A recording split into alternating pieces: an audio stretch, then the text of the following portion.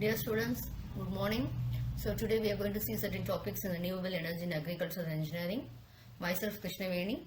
So today we are going to see certain topics in course outcome 2. Okay, so course outcome 2 is students will understand the concept of bioenergetics and kinetics of product formation.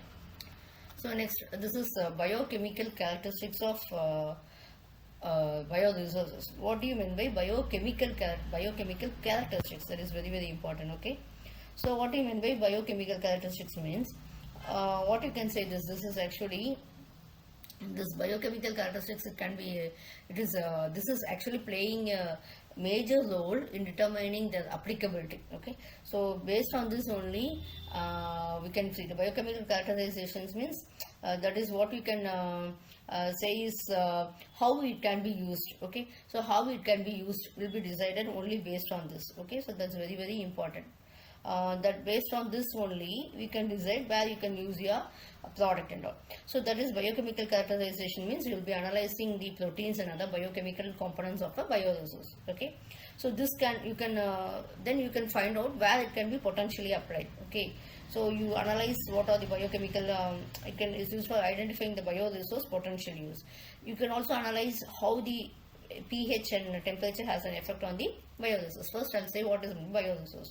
Whatever it is, plants, animals, agriculture, crops, food, we call it as a bioresource. Okay, so actually we are using we are isolating, we are analyzing the enzymatic activities of proteins and all.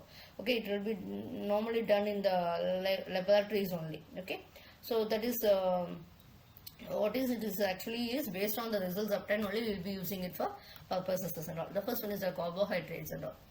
So cellulose means is a complex, in that we have many different ones. Cellulose means is a complex of carbohydrate.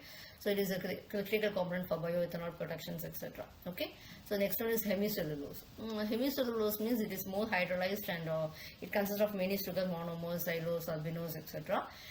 So this can be a significant source of fermentable sugars in biofuel production.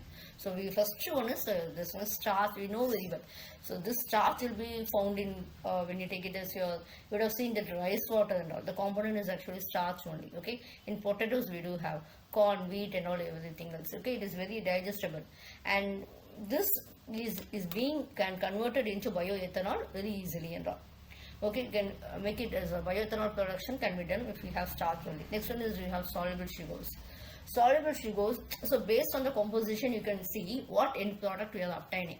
If we have more soluble sugars, you can go for bioethanol or biofuel productions, etc. So this is based on this only you will be deciding where you are going to apply it. Okay.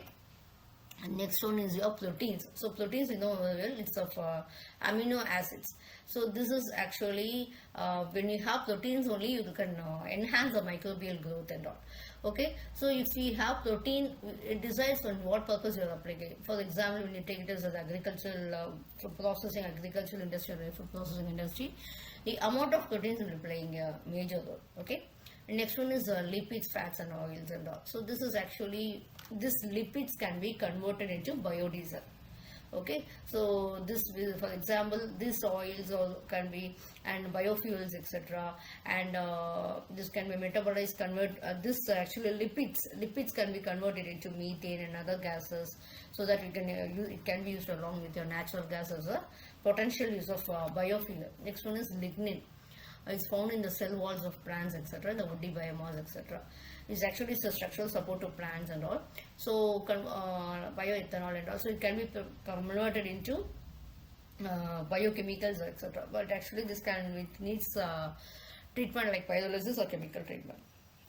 Next one is volatile fatty acids and all, short chain fatty acids. These are produced during anaerobic digestion of organic materials. Okay, so they are converted by methanogens into methane. So this volatile fatty acids will be deciding what product what percentage of methane we get in the ash content. So ash is actually an organic residue. So actually what it represents is it is a mineral content of the biomass and all. So it represents the potassium, calcium, magnesium, phosphorus, etc.